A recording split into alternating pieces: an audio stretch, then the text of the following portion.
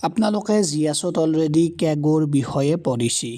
জিএছৰ বিভিন্ন এক্সামত বহুবাৰ কুৱেশ্যন হৈছে সো আজি এটা আমি ইম্পৰ্টেণ্ট পইণ্ট চাম যেটো অলৰেডি এক্সামত হৈছে সো আপোনালোকে বহি কলম লৈ আহক আৰু বহি ধুনীয়াকৈ শৰ্ট নোট কৰি লিখি ৰাখিব 1976 ওকে 1976ত কি হৈছিল বহুবাৰ এক্সামত হৈছে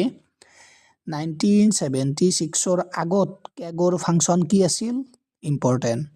ডাইৰেক্ট এক্সামত হৈছে 1976ৰ আগত কেগৰ ফাংচন আছিল একাউন্টিং আৰু অডিটিং এই দুটা আছিল ওকে লিখি ৰাখক কিন্তু 1976ৰ পাছত কেগৰ ফাংচন কি আছিল দুটা হুদে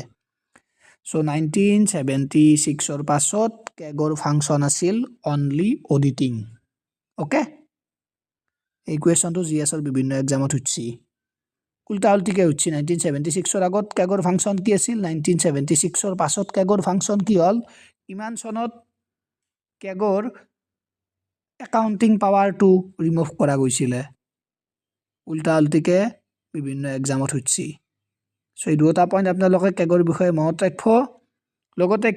কেগ কোনটো আৰ্টিকুলৰ আন্ডাৰত আহে কমেন্ট কৰক আৰু এই পইণ্টটো 1976 এই যেটো পইণ্ট নোট কৰি লিখি থৈ দিয়ক অলৰেডি এক্সামত হৈছে এপিএসসি হক বা কামিং এডিআৰই হক বিভিন্ন এক্সামত সুধিব পাৰে নোট কৰি লিখি থৈ দিয়ক ওকে